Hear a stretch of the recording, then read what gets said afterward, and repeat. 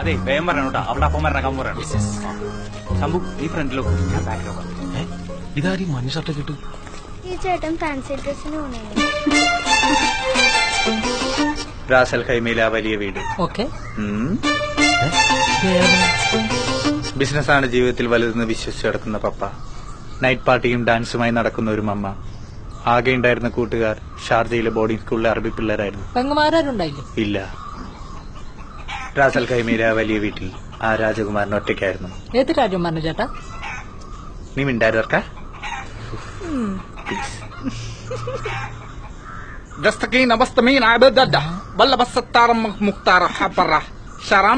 ഇതെന്താണ് പറയുന്നത്? അറബിയ? അറബി കവിയാന്ന് തോന്നുന്നുണ്ട്.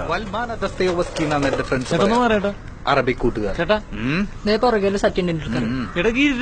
നീയാണാ ജോജോ? നിനക്ക് തന്നെയുള്ള പരിപാടി.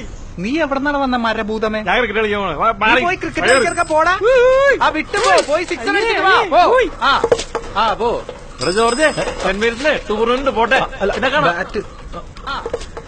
നമ്മൾ എവിടെ നിർത്തിയ? ഷാർജ ക്രിക്കറ്റ് സ്റ്റേഡിയത്തിൽ ഫുട്ബോൾ കളിച്ചുകൊണ്ടിരുന്ന ഞാൻ എന്റെ അറബി ഫ്രണ്ട്സ് അപ്പോൾ എന്നോട് ചോദിച്ചു, പകച്ചുപോയി എന്റെ ബാല്യം. പോകുമ്പോ സ്നേഹം കിട്ടാതെ വിതുമ്പി നിന്ന ഞാൻ അതിനായി ഇറങ്ങി ഓടി. ഒടുവിൽ ഞാൻ നിന്നെ കണ്ടെത്തി. ജാൻസി. Oh sorry. ജാൻസിയോ? I love you. ഓടുന്നൊന്ന് പറഞ്ഞു ഓടറാ. താനേതാ? ഏതോ ഞാനല്ലടാ നിന്നോട് ചോദിച്ചത്, നീ ഏതാന്ന്? ഇത് ഏത് ഈ അലവലാദികൾ പാലം വഴി വന്നെ കംപ്ലീറ്റ്. ഏതാ നീന്ന്? ഏതാണ്ട നീ? ഞാനാ? ഞാൻ ക്രിക്കറ്റ് കളിക്കാൻ ഇതൊക്കെ ചോദിക്കാൻ താരാണോ? നിനക്ക് എന്റെ മോളുടെ കൂടെ ക്രിക്കറ്റ് കളിക്കണോ?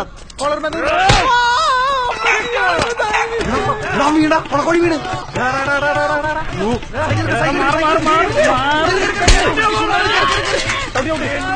ലെറ്ററും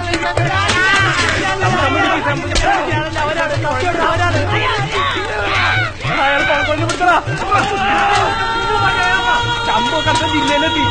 ലെറ്ററും പറയുമ്പോൾ